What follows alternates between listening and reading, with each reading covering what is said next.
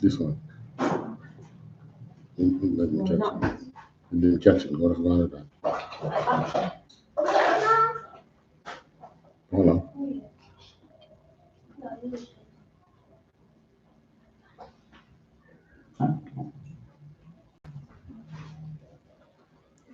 Shalom, Hebrew. Welcome to our Wednesday night law class of the Israelite School of Universal Practical Knowledge, which started at 1 West, 125th Street, Harlem, New York, and is run today by Commanding General YAHANNA, who commanded the rank and the authority to be the leader of the nation of the Blacks, Hispanics, and Native Indians. I.S.U.P.K is committed and dedicated to the eradication of Blacks, Hispanics, and Native Indians. I want to say Yahweh Basham Yahushai Barakatam to my brothers, Yahweh Shammai Latan Basham Yahushai to my sisters. Welcome one, welcome all.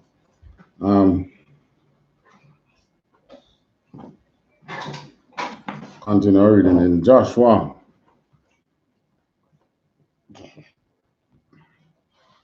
We take our readings through the book of the laws on a Wednesday. We're dealing with the laws of the Most High that was given unto Blacks, Hispanics, and Native Indians. In the Bible, you will see us as Israelites. Because we were scattered abroad, our names were changed to all different kinds of bywords and things. All right, we're diving right into the reading. Joshua 4. Joshua chapter 4.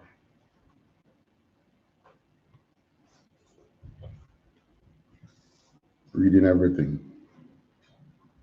Joshua 4 and verse 1. And it came to pass when all the people were clean, passed over Jordan. Everybody clean pass over Jordan. Clean pass means that everyone had come. Right. Everyone pass over. Everything. Being suckling down to the animals that we had. All things that we had passed over. That the Lord spake unto Joshua, saying, Take you 12 men out of the people, out of every tribe a man, and command ye them, saying, Take you hence out of the midst of Jordan, out of the place where the priest's feet stood firm, 12 stones, and ye shall carry them over with you, and leave them in the lodging place, where ye shall lodge this night. All right, that's verse 1. That's verse 3. All right, so it says, Take you 12 men out of the people, out of every tribe. Command them, saying, who was speaking to Joshua? The Lord spake unto Joshua.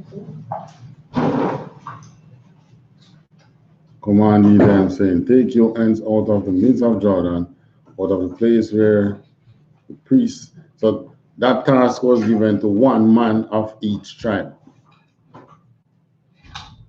And what they were establishing, they were putting up, setting memorial stones in the across the Jordan. Memorial to what? Memorial to their. All right. Hold on. Let's read it and see if it gives you.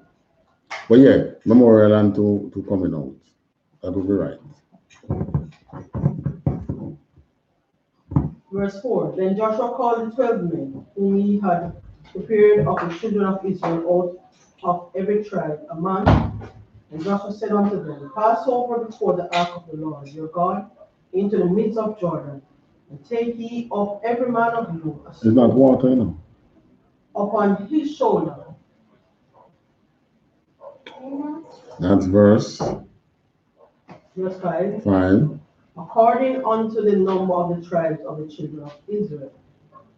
that this may be a sign among you, that when your children ask their fathers in time to come, saying, what mean ye by these stones?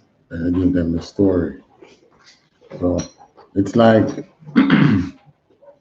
you pack up some things that people would ask.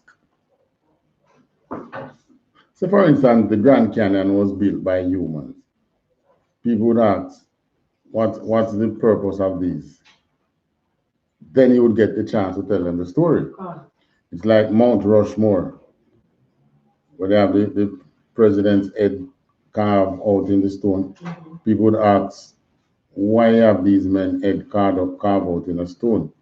Then you get to give them the story. Understand? Right, so it's the same thing.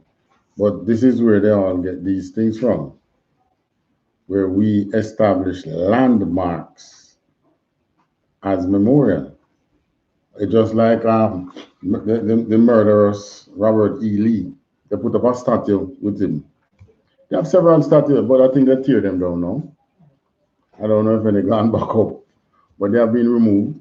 But when they were up, people would ask, who was this man? Right, and then the Edens would get to tell their story. So we put up these stones so that when our children ask, that's a chance to tell the story, and it keeps the memory of us being in Egypt, coming across the Jordan. It keeps that memory alive. So Joshua got the 12 men. They did their part, or they don't need it. Yes. Everyone take up a stone. No, this is not. Huh? Oh, this is not no pebble, right? They wanted huge stones. They wanted stones so big that they had to put it on the shoulder. Not a little hard stone that you could lift up and throw, or that would have gone with the wind. These are huge stones. So because what? We want them to stay from generation to generation. Joshua said to them, pass over before the ark of the Lord, your God, into the midst of the Jordan. So he put these 12, normally it's the 12, is the ark that goes before, but he sent these 12 before the ark. For these men to pick up 12 huge stones. And take ye up every man of you a stone upon his shoulder, according unto the number of the tribes of the children of Israel. Because I remember we all have to, how many nations went across? 12.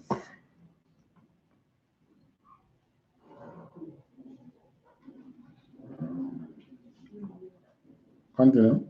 Verse 7. Then he shall read 6. Oh, yes.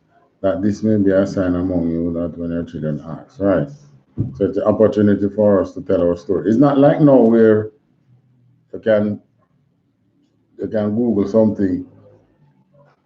I can go see it on Facebook or YouTube. So what are the social media? Or like how the American president loved to tweet, that you would have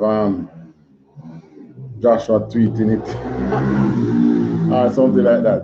These stones were expected to stay from generation to generation. Probably still there now too. Who to tell? Because there are several things for us that the Most High has preserved. He has preserved the ark. He has preserved the dice that the priests used to use in the temple. A lot of the chalice has been preserved. They are in the hands of Edens, but they are still around. It's just a matter of time before it is being returned to us. All right, continue. Verse 7. Then he shall answer them that the waters of Jordan were cut off before the ark of the covenant of the Lord, when it passed over Jordan. waters of Jordan were cut off, and these stones shall be for a memorial unto the children of Israel forever. Forever. Thank you. So,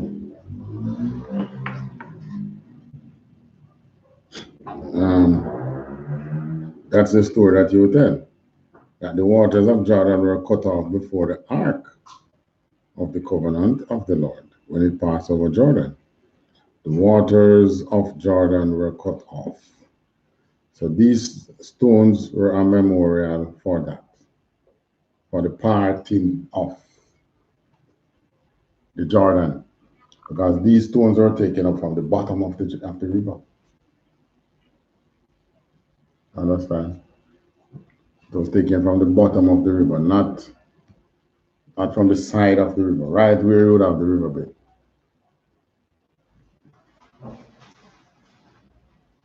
Continue.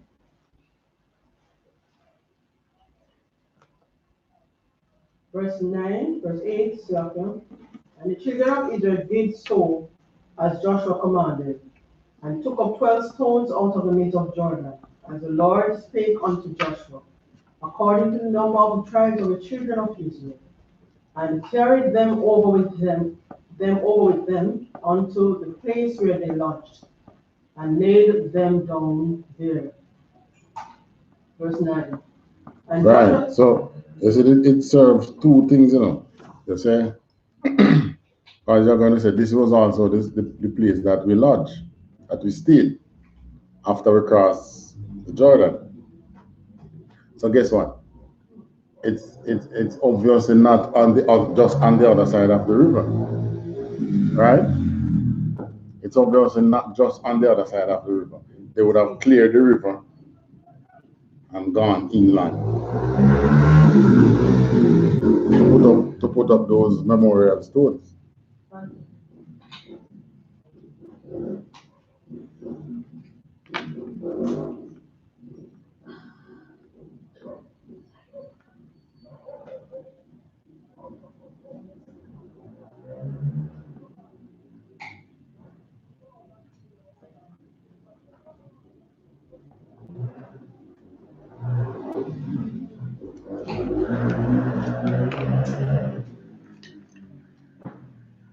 Okay.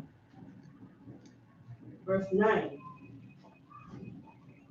And Joshua set up 12 stones in the midst of Jordan, in the place where the feet of the priests which bear the ark of the covenant stood, and they are there unto this day.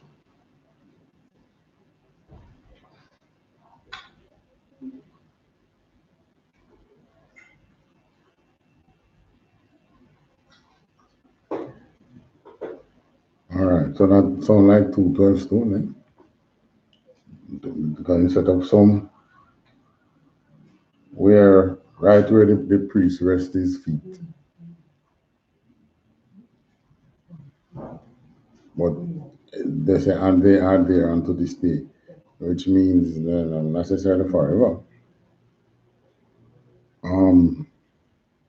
10 for the priest. For the priests for the priests which bear the ark stood in the midst of Jordan until everything was finished that the Lord commanded Joshua to speak unto the people, according to all that Moses commanded Joshua, and the people hasted and passed over.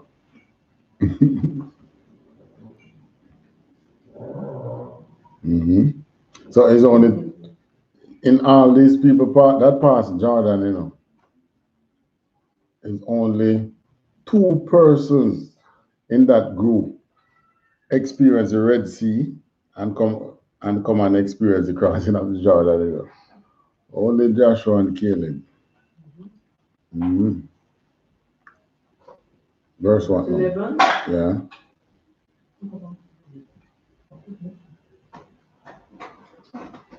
And it came to pass, when all the people were clean passed over, that the ark of the Lord passed over, and the priests in the presence of the people, and the children of Reuben, and the children of Gad, and half the tribe of Manasseh, passed over armed before the children of Israel, as Moses spake unto them. What do you mean by Passover armed? Passed over armed? Mm-hmm. Means that they had weapons with them. Thank you. That's the truth. Passover armed before the rest of the congregation. 13. Verse 13, about 40,000 prepared for war passed over before the Lord unto battle to the plains of Jericho. Mm-hmm. 40,000 troops. Verse 14, on that day the Lord magnified Joshua in the sight of all Israel, and they feared him as they feared Moses all the days of his life. All right. So yeah, they reverence Joshua, but then after Joshua passed, it was a different thing. What's that? 15? Now going to 15. Mm-hmm. And the Lord spake unto Joshua, saying, command the priests that bear the ark of the testimony, that they come up out of Jordan. Joshua therefore commanded the priests, saying, come ye up out of Jordan. And it came to pass, when the priests that bear the ark of the covenant of the Lord were come up out of the midst of Jordan, and the soles of the priests' feet were lifted up unto the dry land, that the waters of Jordan returned unto their place, and flowed over all his banks, as they did before. All right. This time he used the time it was Moses who at that part, the Red Sea. This time it's what? The Ark of the Covenant that parted the Jordan. Because the covenant, the laws that would have been in the Ark is what we are to follow, obey, and meditate on. The laws, the laws that the Most High wrote with his fingers, the 10 Commandments, that forms the basis of any other law that came up from Moses, under Moses. In other words, any new law you're coming up with, anything you're coming up with, must obey those 10 commandments. Should not break any of the commandments. So we can't come up with a law, even in our government, that disobeys that 10 commandments. We can't sanction murder. We can't sanction what else? Can't tell people, can't come up with any laws that disobeys any law. We can't sanction another God being over our people. Because we have a law that says, thou shalt have no other God before us, right? Let's call them in there, one class.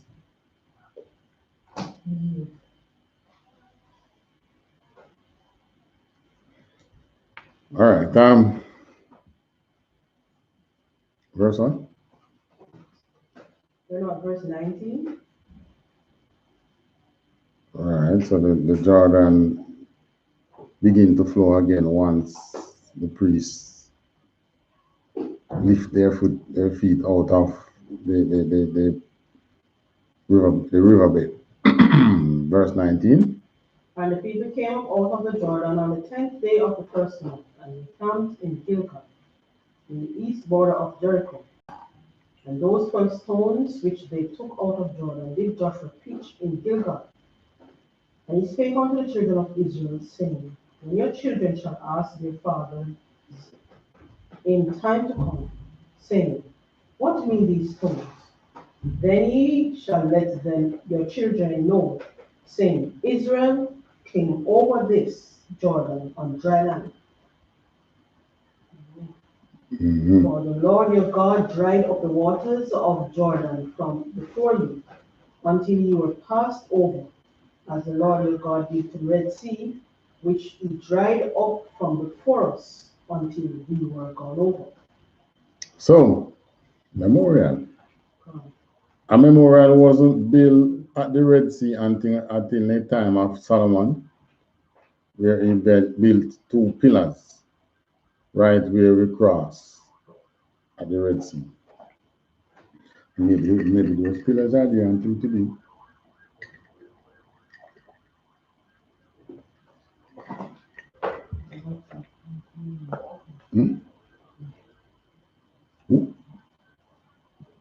Voila. Go.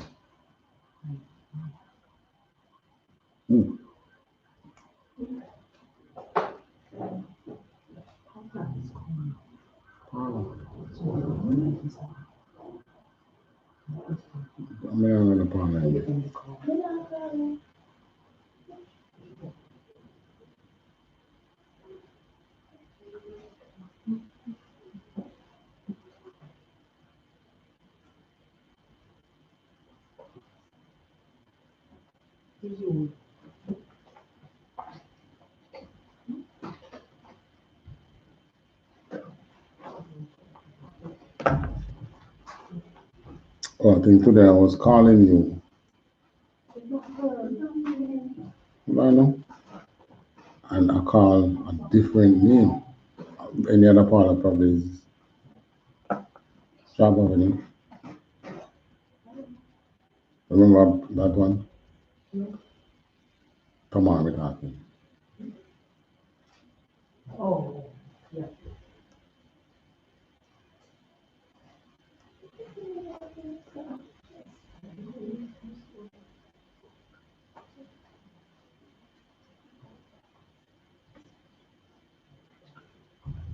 So this is the memo. This is us crossing the Jordan. It is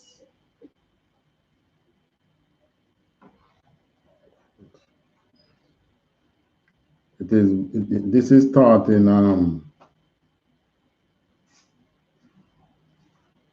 several churches. All churches. You know, everybody put their spin on it, but we don't seek to spin things. We tell it as it is. That's the way it's in the Bible. That's how we tell it to you. Memorial stones were for a landmark and it gives us the opportunity to to keep the story alive. But obviously we're not in the land, but story is still being kept alive, isn't it? Yeah. All right, 24. That all the people of the earth might know the hand of the Lord, that it is mighty, that ye might fear the Lord your God forever. Interestingly, Moses did all these things so that we would fear him and keep his commandments. You know. How shallow is our memory? My. All right, go to 5. Like you're saying, everything was taken from us. War. Yeah, but the thing is, you know, everything got taken from us, but it was taken because we already were neglecting it. We were following the other nations. So, in other words, we came about the ark with the covenant with our own laws and things, right? Then we start following other people, other nations.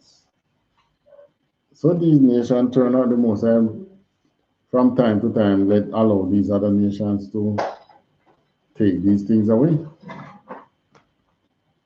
5, the new generation that is going across the Jordan. So all these people except for 2 were born in the wilderness. 40 years in the wilderness. So they were young people going across. all the elders had passed. Probably that was one of the reasons why they gave so much trouble. You know. They had no old people to guide them. And like this old saying that we have, young bird don't know storm. Yeah. So there's no wisdom, right? And there's no wisdom in youth. So it's, but the most I wanted to make a new start because all those people coming out of Egypt were such a troublemaker, such a disrespectful set of people. So you know what? I'll be making a new start. But these new start didn't they had the old ways, they learned the old ways before the people died.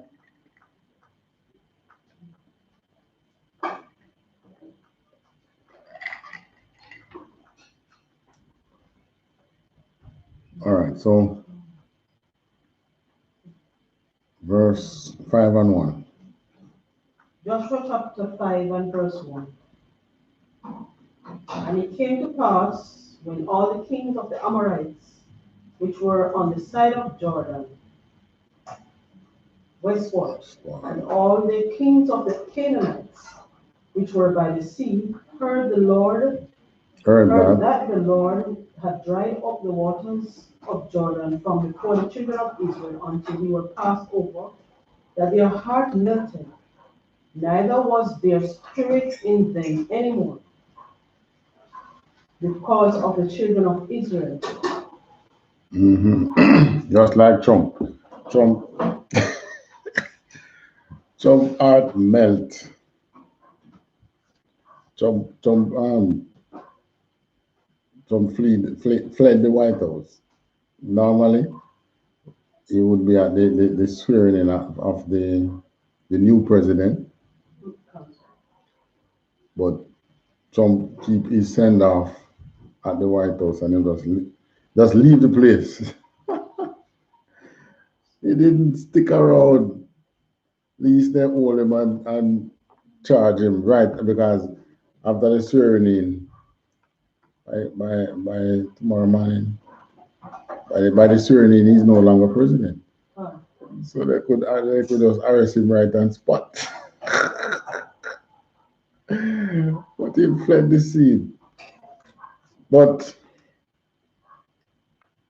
same thing with we now.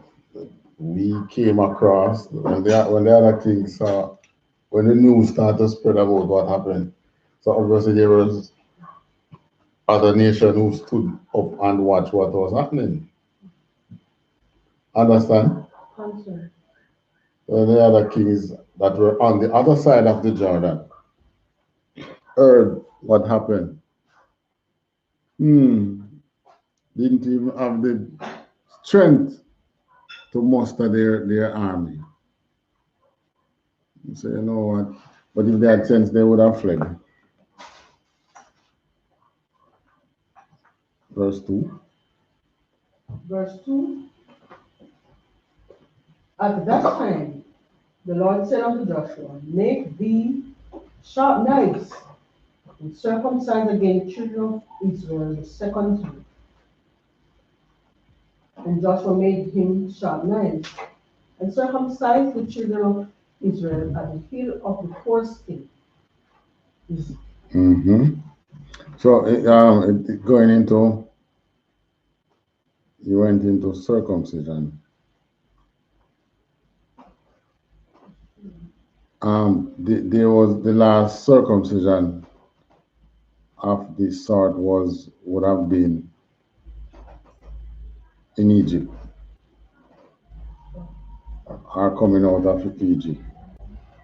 But this time, being in Jordan, the Most High commanded a circumcision on the other side of the Jordan. There's a reason for him doing this, which you will soon see. Continue. Verse 4. And this is the cause why Joshua did circumcise all the people that came out of Egypt, that were males, even all the men of war, died in the wilderness by the way. after they came out of Egypt. Mm-hmm. Now all the people that came out were circumcised, but all the people that were born in the wilderness, by the way, as they came forth out of Egypt, them they had not circumcised. Right. So those coming out, those that were born in the wilderness, the freshets,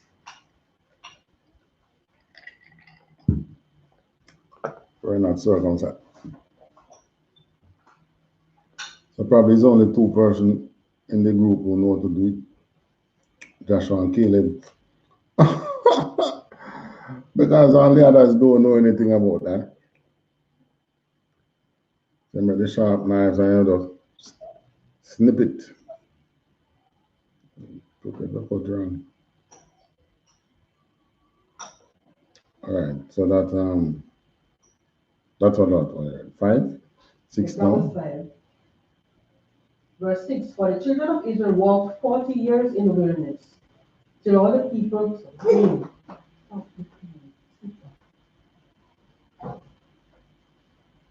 Till all the people that were men of war, which came out of Egypt, were consumed, because they obeyed not the voice of the Lord unto whom the Lord swore. Unto whom the Lord sware. Unto whom the Lord sware that he would not shew them the land, which the Lord sware unto their fathers that he would give us, a land that floweth with milk and honey. All right, so all who came out was the oldest you would have had out of that group would be 40 years old. Understand? All right, 7. Verse 7. And their children, whom he raised up out in their stead, then Joshua circumcised, for they were uncircumcised, because they had not circumcised them by the way. And it came to pass, when they had done circumcising all the people, that they abode in their places in the camp, till they were whole. Right, because they were sore, peeing out for a couple of days. If the enemy had attacked during that time, boy, it would be a massacre, because they were sore. Verse 9. Verse 9. And the Lord said unto Joshua, this day have I rolled away the reproach of Egypt from off you. Wherefore the name of the place is called Gilgal until this day. All right, so that was the purpose why the Most High did the circumcision in, because he could have circumcised them before crossing the Jordan, you know. But I wait until they cross over, then he did the circumcision in Canaan. And the reason for that is this, where the Most High, where it says, and the Lord said unto Joshua, this day have I rolled away the reproach of Egypt from off you. Wherefore the name of the place is, because guess what? All right, you know, reproach, you know, when I do things, you ever hear all the time people say that it's not the same day leaf dropping water and rotten. All right, meaning that you do something, the consequence is not necessarily, the repercussion that would come on you, it doesn't come same time. It comes after, right? For instance, you and I being born here is because of what? Because our parents were here. So, and our parents got here because of sins committed. That's reproach. But he did this mass circumcision, circumcising the new land, which means that all the sin, because him came and tell you now, visit the sin of the parents on the 3rd and 4th generation, right? Okay. So this generation that come in, if he was to visit the sins of the parents on them, then boy, they would have been nasty in the land.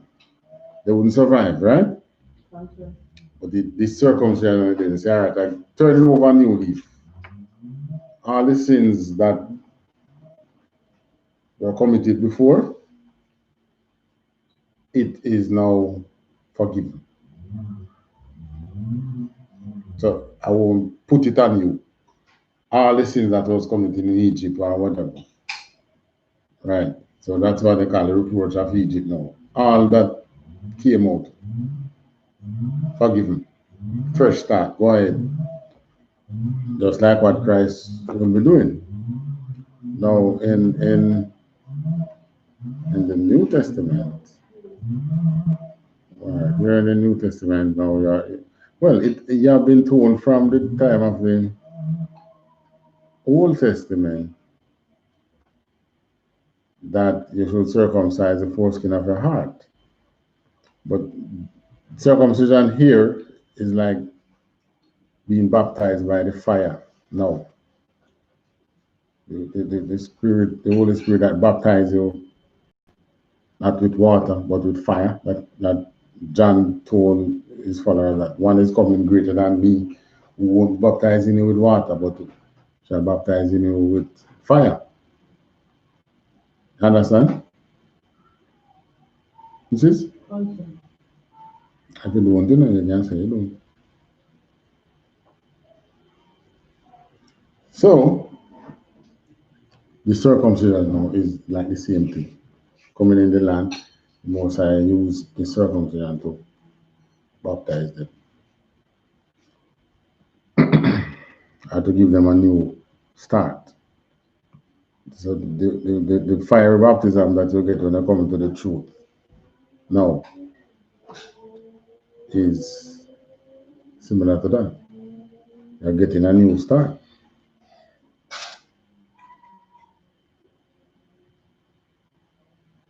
Understand? All right, let me find in the New Testament now. Where is it?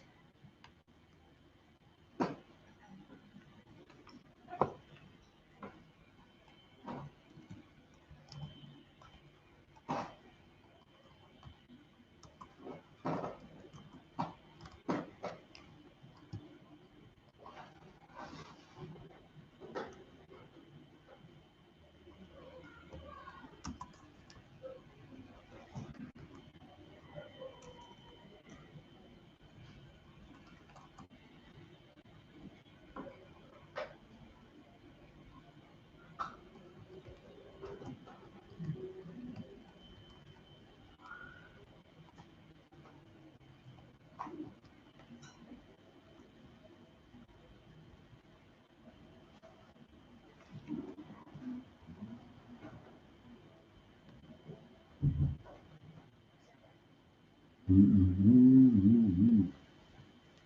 don't see something here.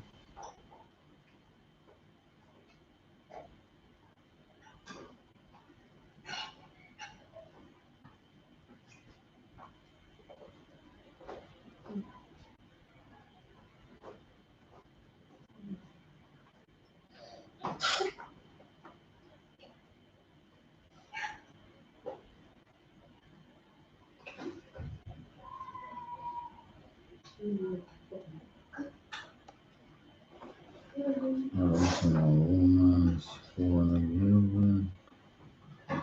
Bear with me a little while. I'm trying to find something.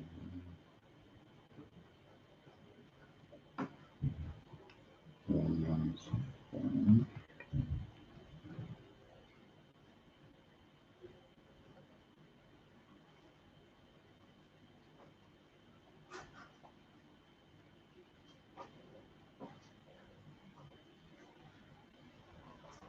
All right, if I read.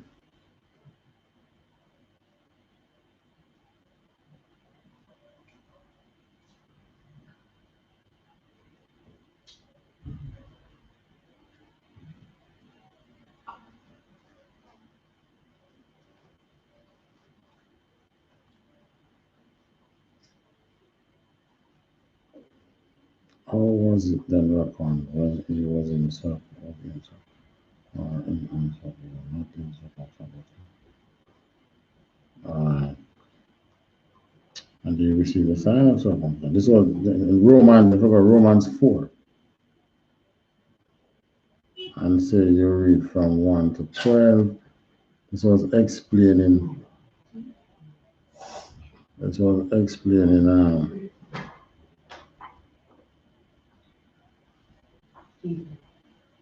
listening to me? All right, go to Romans 4. Romans chapter 4.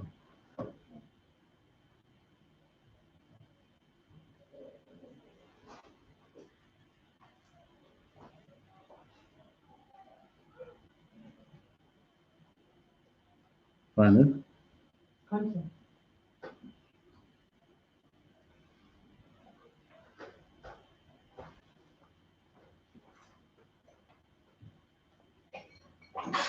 All right, what shall we say then? To the flesh now, at found. All right, read 1 and 2, 1 to 3. Romans 4, verse 1. What shall we say then? That Abraham our father, as pertaining to the flesh, hath found. For if Abraham were justified by works, they are up to glory, but not before God. Verse 3. For what say the scripture, Abraham believed God, and it was counted unto him for righteousness. So we're talking about what makes one righteous, basically. Is it baptism that makes you righteous? Is it circumcision? So this is the debate here, you know. Continue. Verse 4. Now to him that worketh is the reward not reckoned of grace, but of debt. All right, that's in that worketh. None of grace go for you, the debt, you have the law. But to him that worketh not, 5. Verse 5. But to him that worketh not, but believeth on him that justifieth the ungodly, his faith is counted for righteousness. Righteousness. Even as David also described the blessedness of the man, unto whom God imputed. Unto whom God imputed righteousness without works, saying, Blessed are they whose iniquities are forgiven, and whose sins are covered. So this was the same thing that happened to them in that mass circumcision. Their iniquities were forgiven. Because of course, at the time when Moses went up for the laws, some of them, even though they were small, they would have been out there gallivanting with their parents in that mass hysteria that took place. All right. So blessed are those whose iniquities are forgiven and whose sins are covered. So the Most High used circumcision to show them, okay, you will be pardoning their sins. Drop down to 9. Verse 9. All right, just read 8. Since that's read 8. Blessed is the man to whom the Lord will not impute sin. What do you mean by impute? Can you find that? Tell me now, are you on the date? Huh?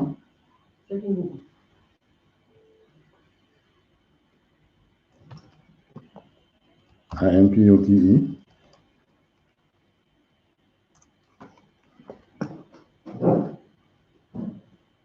What the form? Represents something, especially something undesirable, as being done or possessed by someone. That's attribute. All right. Or that 2 meanings. What's the next one? Assign the value to something by influence from the value of product. Inference. Inference from the value of product or processes to which it contributes. All right. So it was the crimes imputed to Richard. So the first meaning represents something, especially something undesirable, as being done are possessed by someone. So imputed sin. If you impute sin to you means what? Sin was done by you, or you possess sin, right? All right, so go back to the scriptures. Romans, verse what? Verse 9. 9. Romans 8. Blessed is the man to whom the Lord will not impute sin. Verse 13. Yeah, that's one word that we search for, impute. So saying that, why you blessed if the Most High take away the sins that you had committed and say, okay, it's forgiven. Take away the reproach. Verse 9. Comment this blessedness then upon the circumcision only, or upon All right. So, okay. That was what Most High used to symbolize that. So we get the impression, you know, just being circumcised mean that sins won't be imputed to you.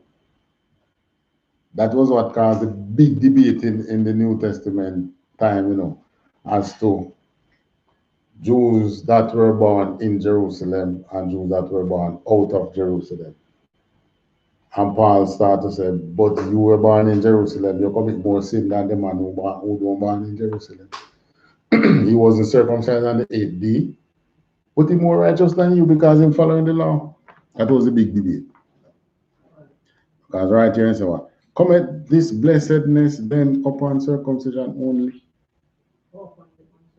or upon the uncircumcision, or upon the uncircumcision also. Continue, for we say. For we say that faith was reckoned to Abraham for righteousness. Right. How was it then? How was it then reckoned? When he was in circumcision or uncircumcision? Or in uncircumcision. Or in uncircumcision. Not in circumcision. Continue. Not in circumcision. Not in circumcision, but in uncircumcision. Right, because when the Mosai started walk with Abraham wasn't circumcised yet. Right? When he had made the decision, yeah, this man, the whole world gone in idolatry, but this man makes a stand. I'm going to walk with this man. He wasn't circumcised. So they're trying to show them that, you know, circumcision is not the thing that you go after.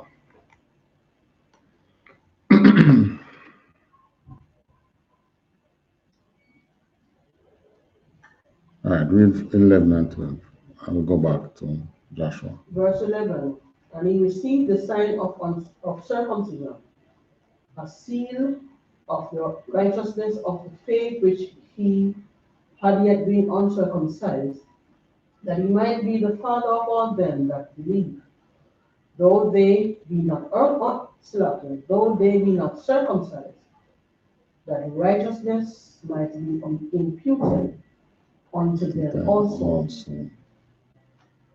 Right. And the father of circumcision to them who are not of circumcision only, but who also walk in the steps of that faith of our father Abraham, which he had been yet uncircumcised. Yet uncircumcised. So the Most High used circumcision to say,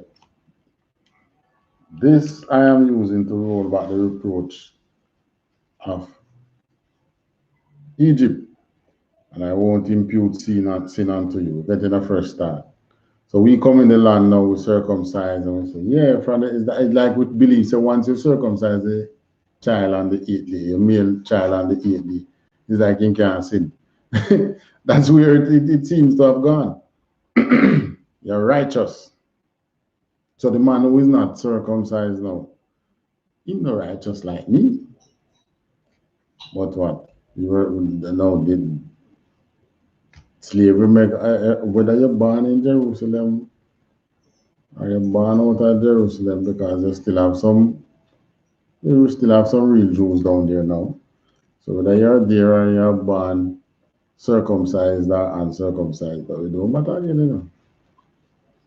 And the Most High is left. You have to come back to him now by keeping again. It doesn't matter what, you have to join yourself to the body of Christ, which is the truth, which is the I.S.U.P.K. You join yourself back to the truth. You don't preach circumcision and tell everybody that you must be circumcised to come in. No, we don't do that. But what we tell you is that you should keep the laws, because Christ demands it of us. He said, be perfect as your Father is heaven is perfect. And being perfect means that what? You keep the laws. And if there's that one thing which you can control, and you say, well, you know, I will upon laws and this I only want to break. So you have a time where you go and you commit that sin. You shouldn't.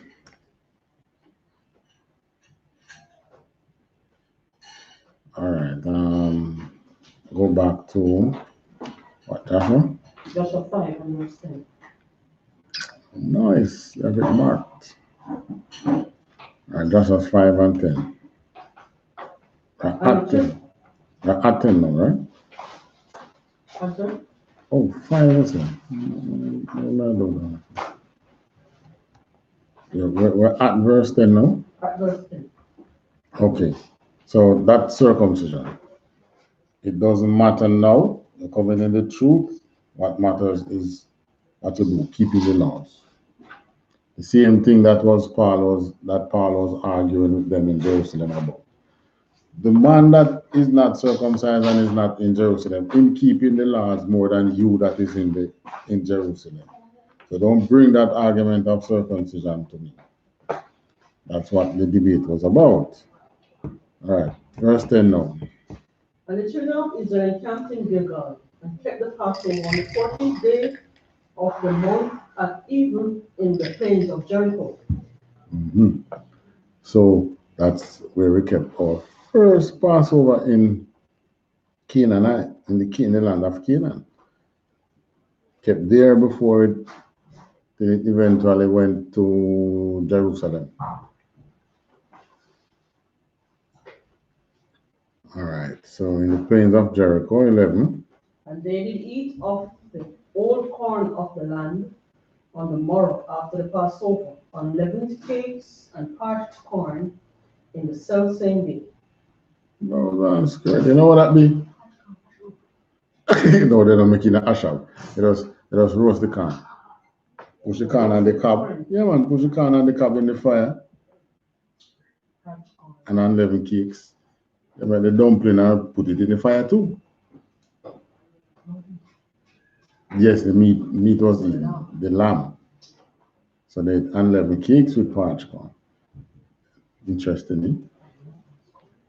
Yeah, man, roast corn is nice. So what we had? Roast corn and roast dumpling.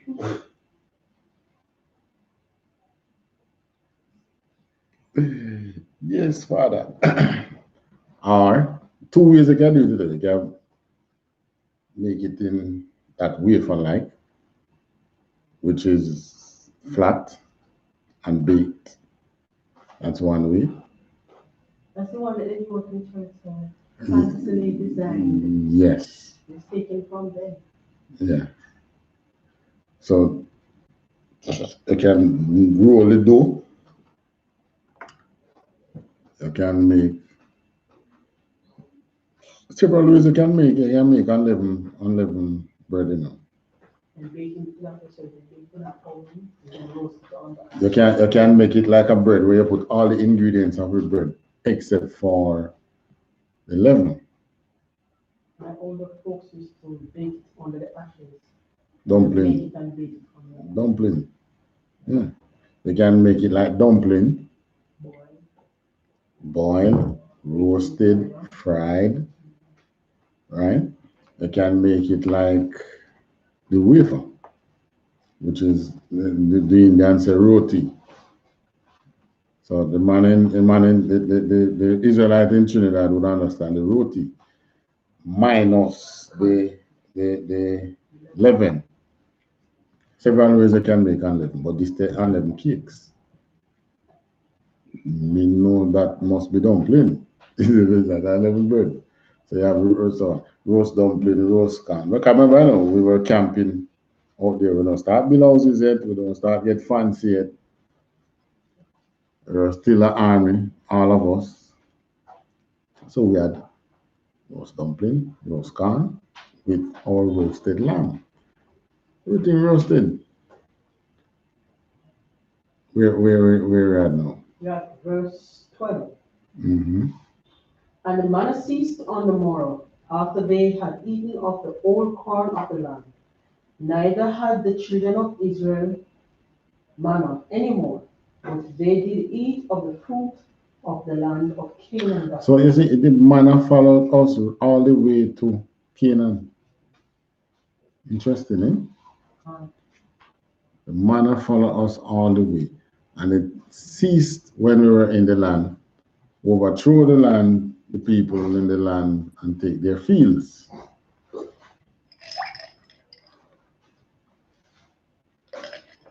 Mm-hmm. Verse 13. And it came to pass, when Joshua was by Jericho, that he lifted up his eyes and looked, and behold, there stood a man over against him that with his sword drawn in his hand. And Joshua went unto him, and said unto him, Art thou for us, or for our adversaries? All right, so Joshua's, you know, just to get the part when Joshua was in Jericho, I think. Right. So Joshua see this man now well dressed. Think of one of your not a UPK man, not in the Sabbath service empire, but we're having our fringes and probably one of our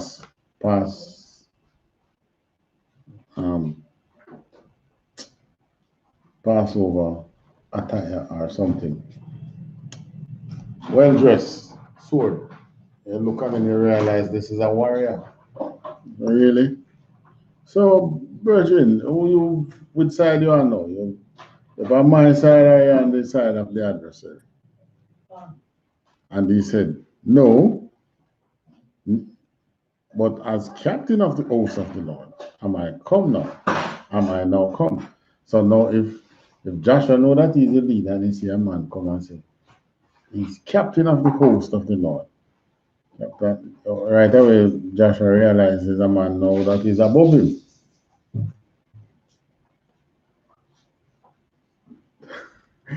He would have realized that he's a man that is above him, right?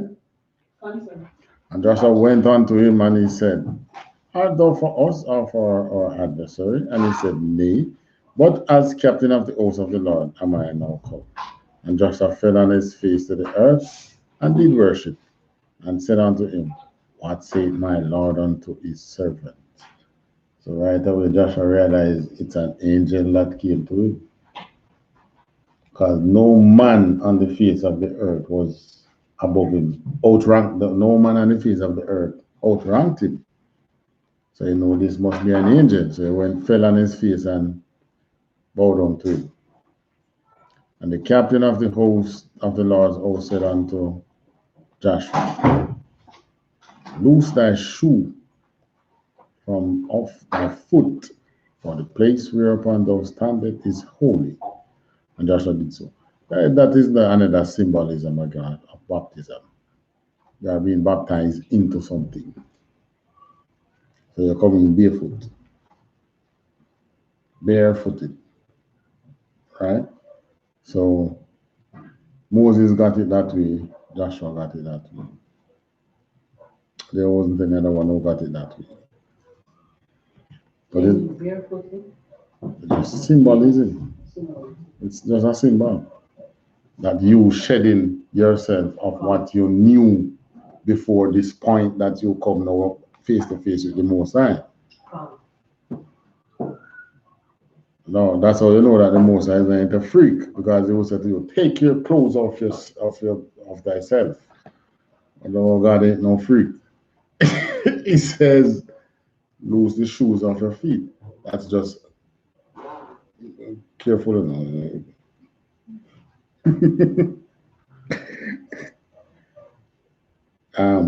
Look here. Bring us something out if you.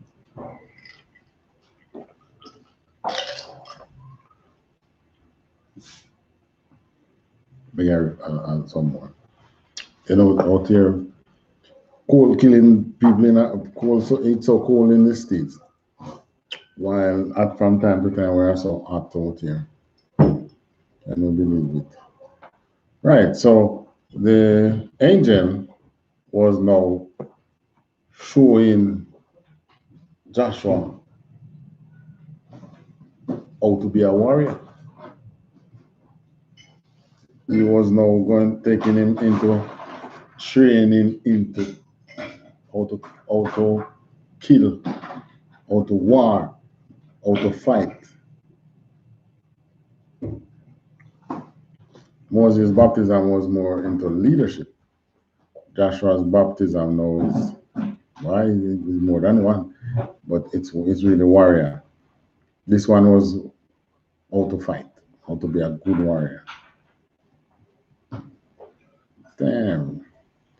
What a day when the Most High take the 144,000, take their shoes off their feet, and come let us show you how to fight. Goodness gracious. This earth shall tremble.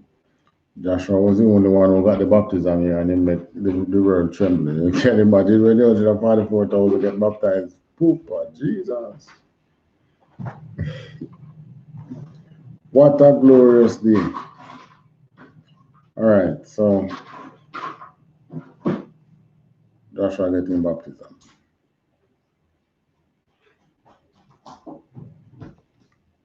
Let's go to 6.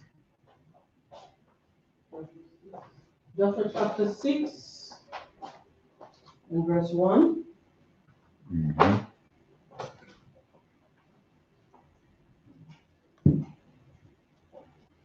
I'm trying to flavor.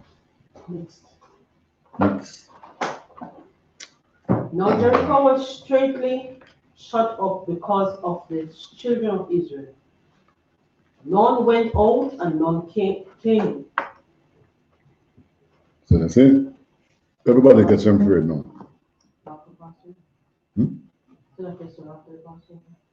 Mm-hmm. Fight time now. But you know, you see all things accounted in the scripture. Joshua meet the angel, who most likely is great Gabriel, to come and show him about why. Not then the next thing you know nothing about what happened, what took place, but these it took him in training or whatever. I understand. If he took him up in the thing there and trained him or came back into some area away from, or you say, all right, you know how to fight. This is what you're going to do. And because fighting is also here. So it could be giving him the theories of fighting.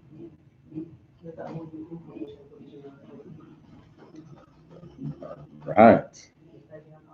Right. Or you run an army. That's not fighting. Or you fight. Down to the private know that. Or you actually organize the people to fight. The private don't know that. That's why you have officer corps and you have non-commissioned corps. And even in the commissioned corps, there's ranks. Right. So his training could be more theoretical than showing him any new moves or new technique or how to wield a sword. He already know that. But did he now know how do you take this place? How do you sit and plan as a general? How do you organize so that you don't lose men in battle? How do you catch the enemy off guard? How do you show something to the enemy but attack him from the other side? You get what I'm saying? How you organize and plan to war, to battle, and what you do after, what you do during and after the battle. So, Angel would have taught him that. Now, the fall of Jericho. Now, Jericho catch him free. The city of Jericho ruled by whichever king. Because they feared, so them shut the gates for days. Nothing in, nothing out. Verse 2 now. Verse 2. And the Lord said unto Joshua, See, I have given unto thine hand Jericho, and the king thereof, and the mighty men of valor. So even the special forces, today we call them special forces, that were in there, in the city, the mighty men of valor, who can take on thousands with his special squad and conquer them. Even them, the Most High has put into your hand. And verse 3. Verse 3. And ye shall compass the city, all ye men of war, and go round about the city once. Thus thou do 6 days. Thus shalt thou do 6 days. All right. So this could also be the angel teaching him this. But the scripture doesn't say. Right? And 7 priests shall bear before the ark 7 trumpets of ram's horns. And the 7th day ye shall compass the city 7 times, and the priests shall blow with the trumpets. All right. So each day you go around for 6 days. Go around the city 1 time. Tomorrow you march around there 1 time. Next day you march around the city once. So in other words, you come up like you're going to fight, but all you do, you march around the city. You go back home. Come back. You go back to camp. You come back next morning, march around. You go back to camp. So everybody looking out and say, what kind of army is this? And then, Was that march to send a message? No, this is how the Most High telling us to fight the war. Yeah, well, but look at what happened on that last day. So it's not no message you're sending. He's throwing out to commission certain forces which you don't know about. Which you, in the time of the battle, which you and I don't know about. Which is sound.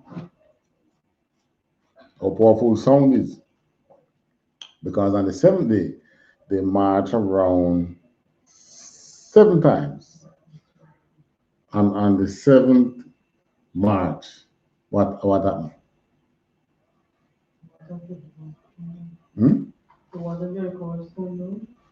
No, but it didn't just drop. What happened?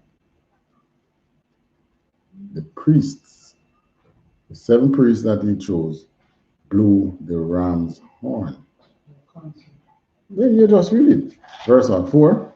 Read 4 again. And 7 priests shall bear before the ark 7 trumpets of ram's horns. Right. And the 7th day shall compass the city 7 times, and the priest shall blow the trumpet. So you have the Ark of the Covenant came into the battle. And this is why the other nations had feared us with that ark. Because anytime we going to take on a nation and we lift up that ark, they know that, boy, unless we had committed some sin that had become reproach unto us, then they know that they are doomed. Because this is what we had did.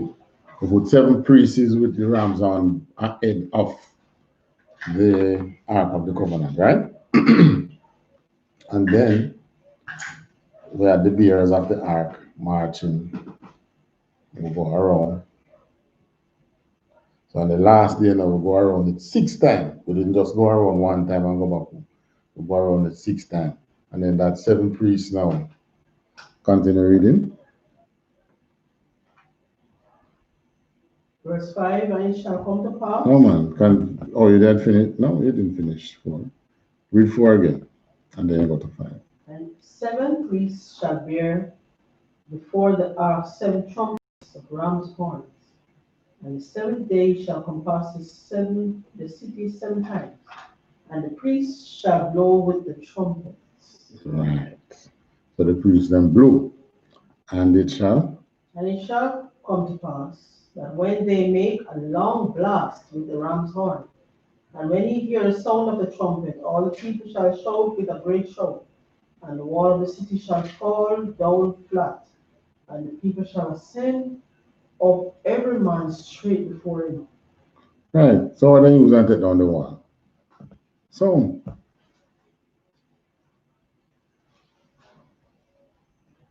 I don't think we have used sound like that before. Since that again. So the Most High Paul. The Most High. So, but this is not that. Well, this is why I don't really teach it that way, because people now want to say, oh, so we can now study sound and see what sound can do. But you know, you can use sound and hot water. You have seen it before? Huh? Right. So there's a lot of things you can do with sound. And well, just like communicating to you with sound. But the power of the Most High then, with that shout, bring down the walls of the temple. Sorry, of the city. So this is the kind of warfare now that the angel, the kind of warfare now that the angel is showing Joshua.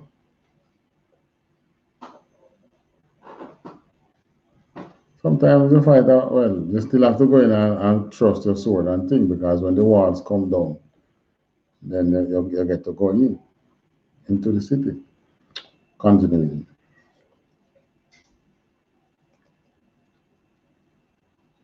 Verse 7. Slacking. Verse 6. And Joshua the son of Nun called the priests and said unto them, take up the ark of the covenant, and let 7 priests bear 7 trumpets of ram's horns before the ark of the Lord. And he said unto the people, pass on and compass the city, and let him that is armed pass on before the ark of the Lord. Mm-hmm. And it came to pass, when Joshua had spoken unto the people, that the 7 priests bearing the 7 trumpets of ram's horns passed on before the Lord, and blew with the trumpets, and the arks of the covenant, and the ark of the covenant of the Lord followed them. And the armed men went before the priests that blew with the trumpets, and the rearward came after the ark, the priests going on and blowing with the trumpets. So these people inside who were shut up inside the city now, looking over at these people. What kind of people is? You don't see them with any engines of war trying to breach the wall, either by knocking the wall or trying to climb over, or trying to pull down the gate or set fire to the gate or something. You don't see any of that. All they do is just march and sing. Mm-hmm. But this march around the wall is not like the We Shall Overcome march that stupid Martin Luther King teach the people to do. The most stupid thing that we have ever learned. Or to march and tell our enemies that we will overcome. And the worst thing, you know much white people in his march, full of spies. Mm-hmm. Continue reading. Yeah. Verse 10. And Joshua had commanded the people, saying, "You shall not shout, nor make any noise with your voice, neither shall any word proceed out of your mouth, until the day I bid you shout. Then shall ye shout." So they marched in silence until the last day. 11. Verse 11.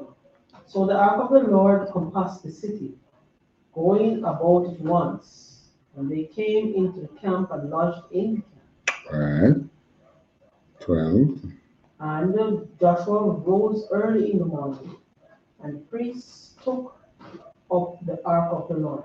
And the 7 priests, bearing 7 trumpets of ram's horns, before the ark of the Lord, went on continually, and blew with the trumpets, and the armed men went before them.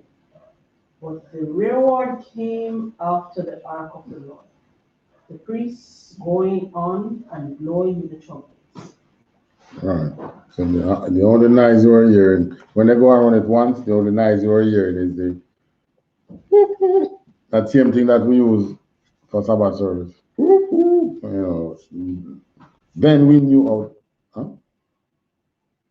Then we knew how to blow it. It's not like now. How do we get that? We'll soon get there, man. We get in there. Or you set your lip properly and blow it. It's in the lip, set your lip and blow it. Verse what? Verse 14. 14, go on. And the second day they compassed the city once, and returned into the camp, so they did 6 days.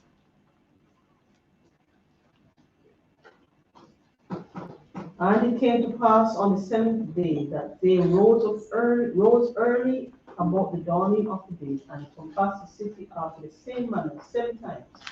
Only on that day they compassed the city 7 times. And it came to pass at the 7th time, when the priests blew with the trumpets, Joshua said unto the people, Shout, for the Lord hath given you the city.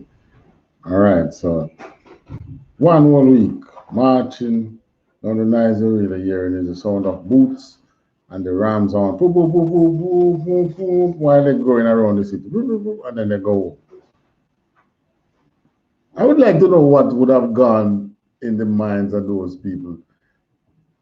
You shut up in a city, and the first day you see the army just come and march around the city and go back home, making noise, and come back.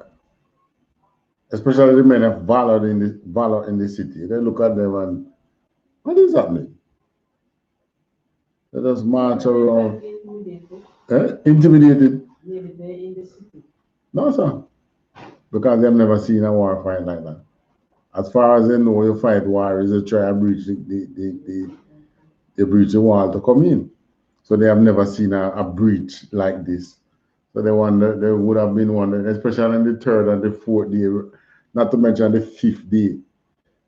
You see it happen 5 days now. And then,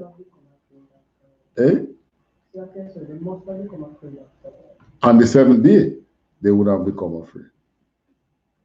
Okay. Well, they were afraid from before all that, that's why they lock up in the city, nothing in, nothing out.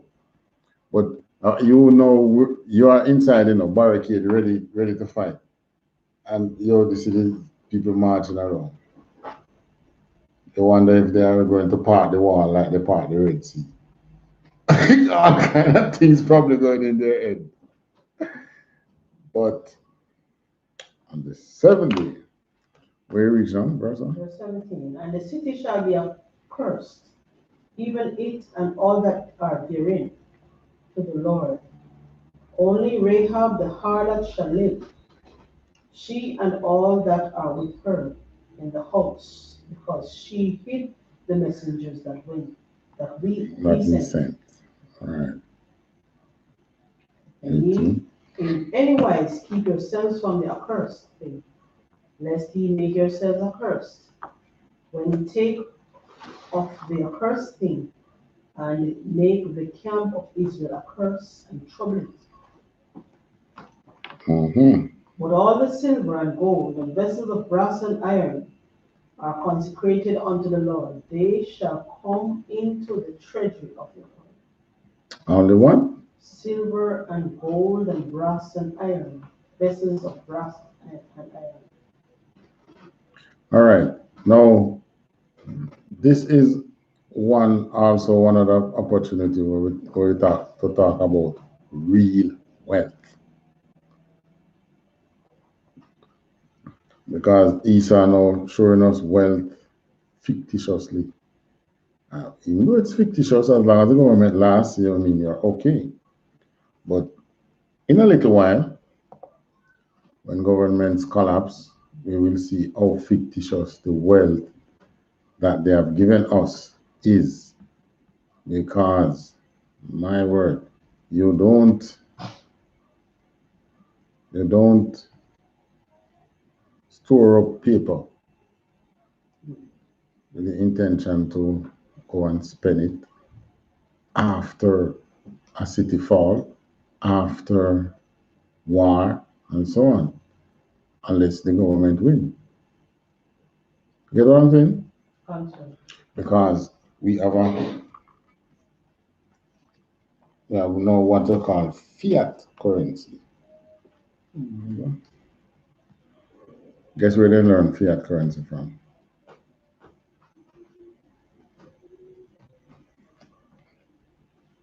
If I guess it, they give it one guess. If I guess it right, I give you something lovely.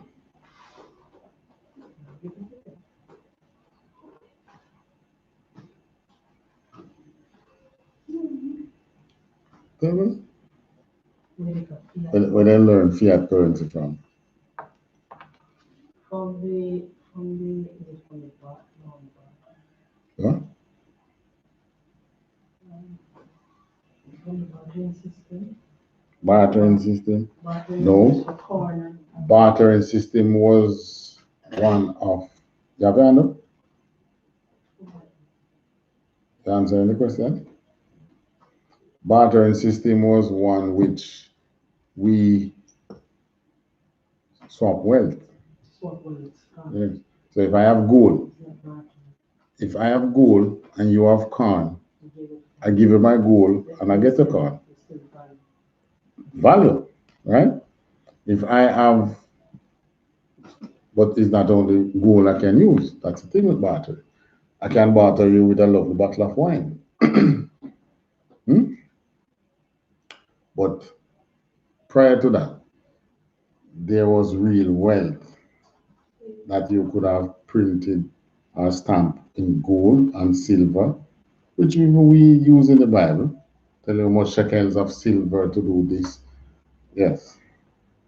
So you have gotten fiat from I.S.U.P.K over here? I would have gone with fiat because it's so long. All right, first of all, what is fiat? So, what is fiat currency?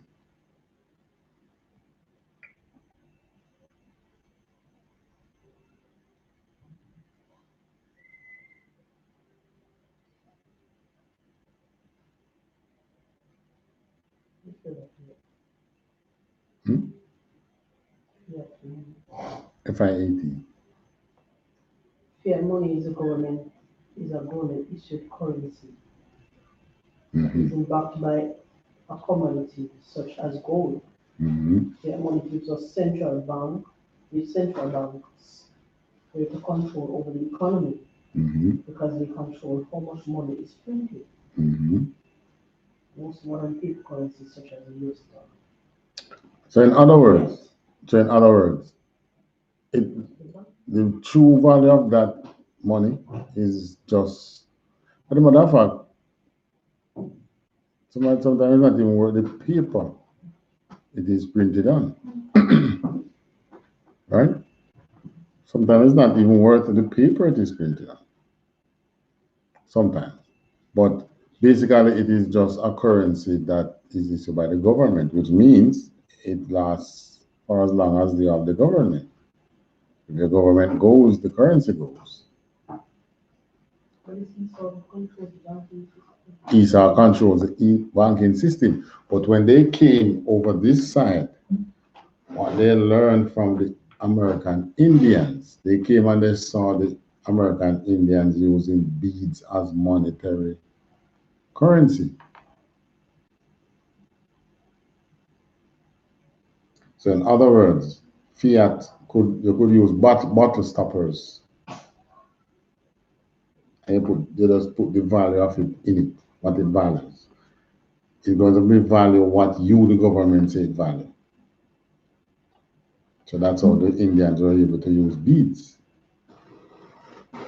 because they had that shows you that the Indians were governing themselves. So who learned fiat currency from who? Then Esau learned it from the Indians. I remember they bought Manhattan from the Indians with beads. The Indians accepted the beads because they were already using the beads among themselves to trade. So that is, you're using the bead for, I come in to buy your car and I use beads. I come in to buy this and I use beads. That's not bartering, you know. That's a monetary system. It's fiat. And you look back at India and say, it's only bush-like and stupid, but it's not stupid, it's fiat. It's what the government said, the governing forces say it works. So in other words, you could use bottle stoppers and say, one bottle stopper worth $100. And you just go and you make bottle stoppers and issue them, and that's what we use to, right? But the day that your government falls is the day that that monetary system falls. But here, we in Jordan, in Jericho, we know what is valuable. Real gold, real silver, and it's a tin, the vessels of brass and iron, silver and gold goes into the Lord's treasury. So the Lord's treasury, the treasury that runs our system, is not fiat. That was why they raid our temple so often, you know, because they raid our temple, you get real gold and you get real diamond. Sorry, real silver. You get all some chalice so valuable that they still have them hidden somewhere now. They made from solid gold that they're not going to destroy. Right? They keep it. Probably have some underground temple that they use it in. The black Christ, like I said, the Pope bow himself to probably have the real one or the real vessel from the temple in Jerusalem that he used in that area. You get me? All right, that was what, 1920? So the people shouted when the priests blew with the trumpets. And it came to pass when the people heard the sound of the trumpet, and the people shouted with a great shout, that the wall fell down flat, so that the people went up into the city, every man straight before him, and they took the city. Mm-hmm. And they utterly destroyed all that was in the city, both man and woman, young and old.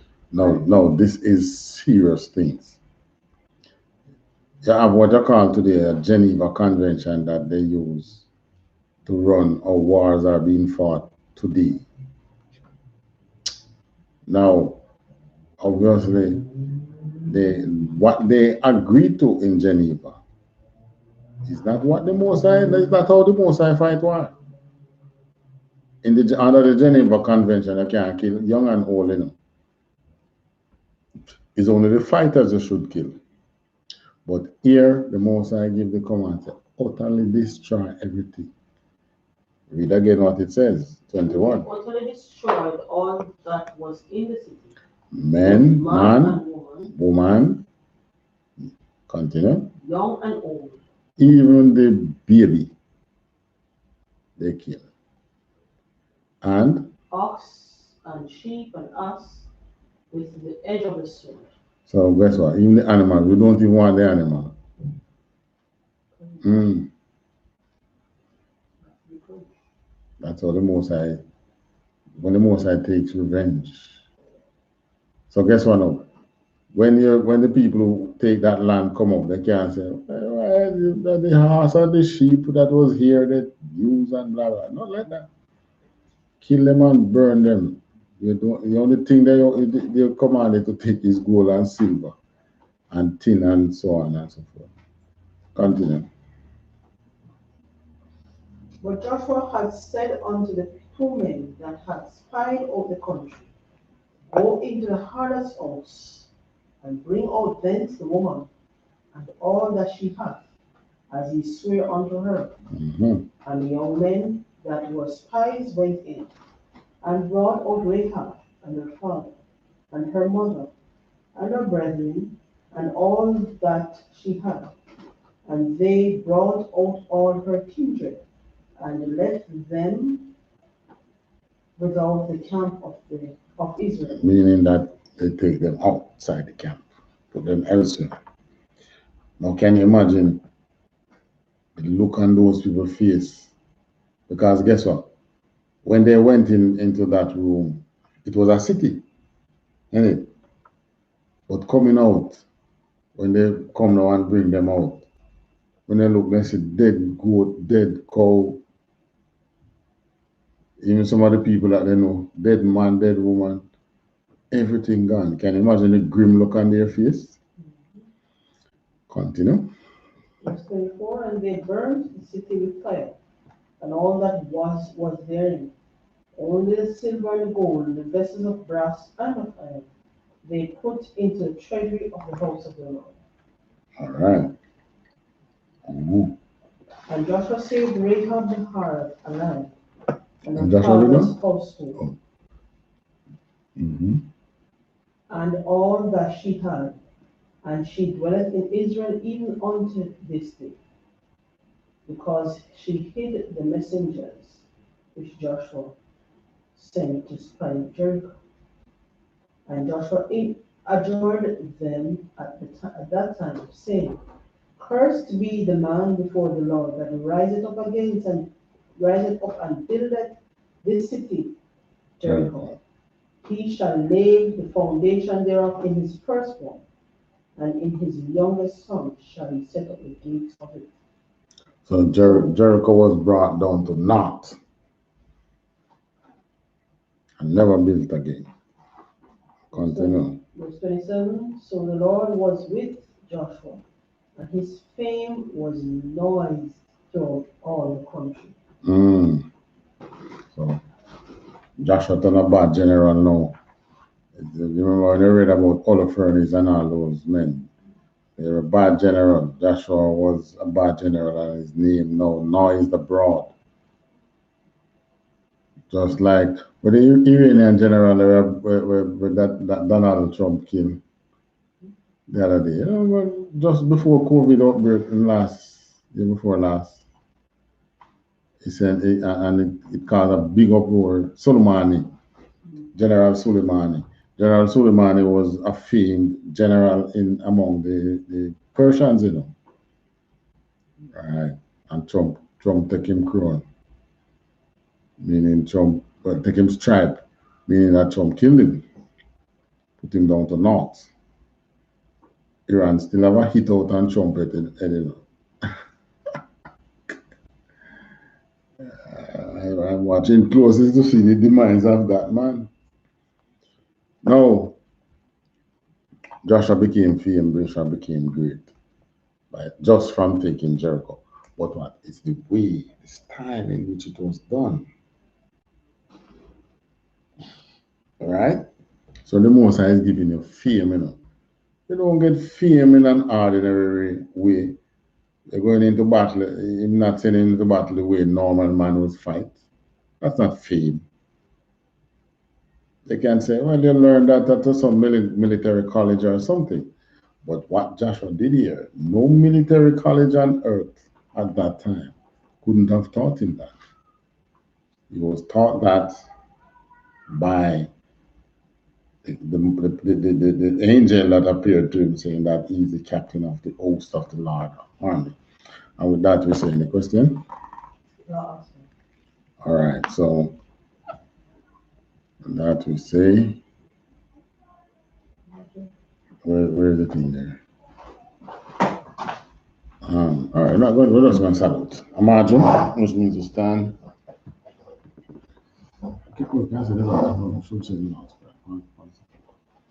Stand and say the Lord's Prayer.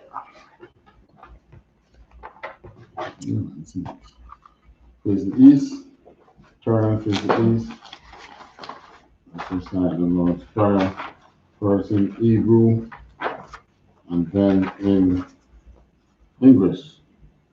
Banawa, Shabashamaya, Kodash, Haya, Shamka, Yahawa, Malakwatha, Taba'a, Ratazaka, Haya, Aisha, Bayaratana, Kawa, Haya, Mashamaya, Nathan, Anawa, Lakam, Khan, Lawam, Wasalakla now, Kawabwat now, Kasalak now, Kawawat yana, Wala, Tabayana, Malasaya, Abba, Awashina, Maya, Rai, Kaya, Laka, Amalakwat, Wahahana, Wata Pahara, Laiwanam, Amen.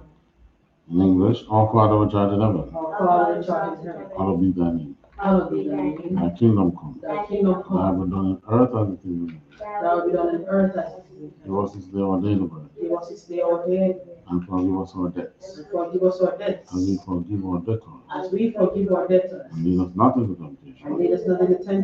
But deliver us from evil. For thine is the kingdom and the power. Thine is the kingdom and the power. And the glory. Forever.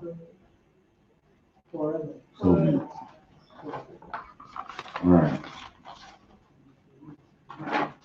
Let's say a prayer for Edith. Prayer against our enemies.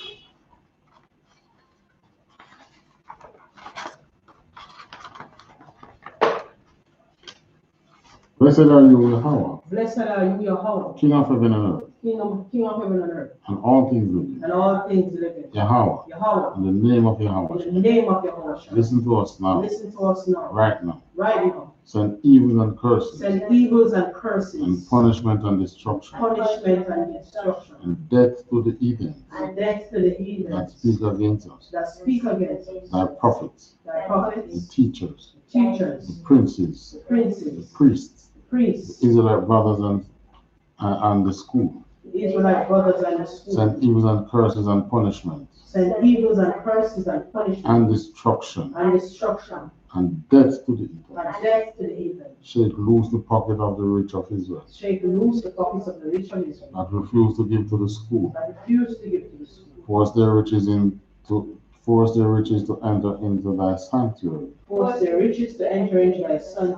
Send evils and curses. And punishment and destruction. And death to the Edomites.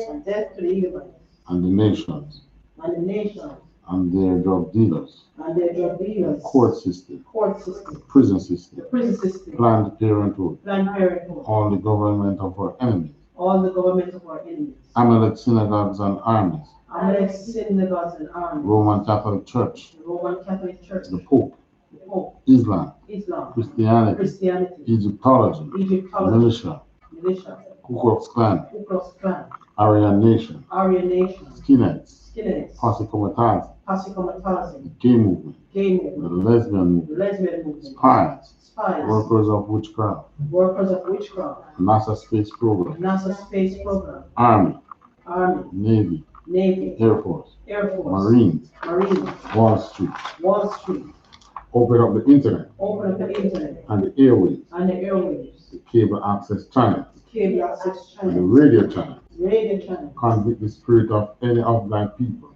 convict the spirit of any of thy people that seek to stop us that seek to stop us and bring swift death and bring swift death to all the heathens to all heathens that stand in the way that stand in the way or try to stop us or try to stop us from broadcasting your words from broadcasting your word throughout the planet Earth. throughout the planet Earth. Let loose all the terrorists. Let loose all the terrorists. Cause them to go to and fro Cause them to go to and fro through the earth and destroy. Cause the terrorists to come against America and destroy them in their stronghold.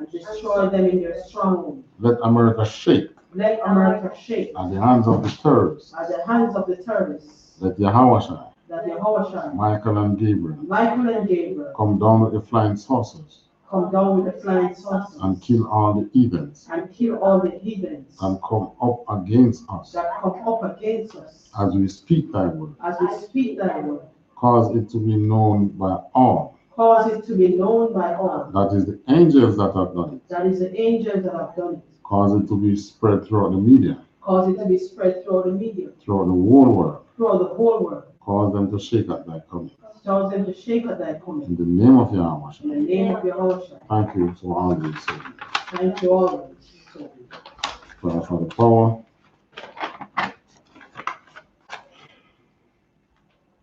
Yahweh Basham Yahushua. Baba Kasha.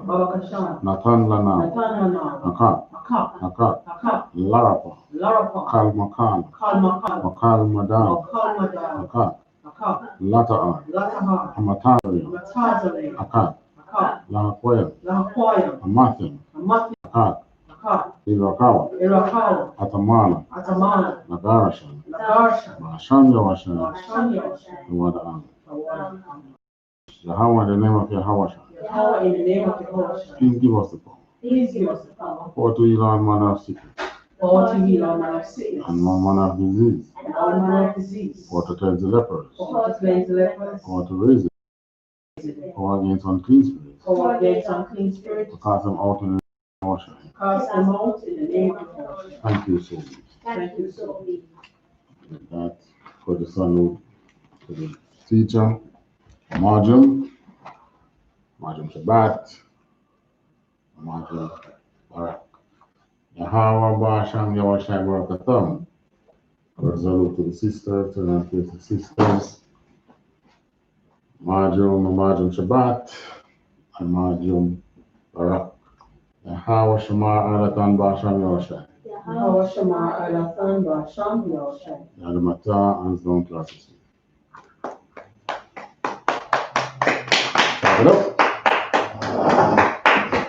Okay. And transmission. And stream.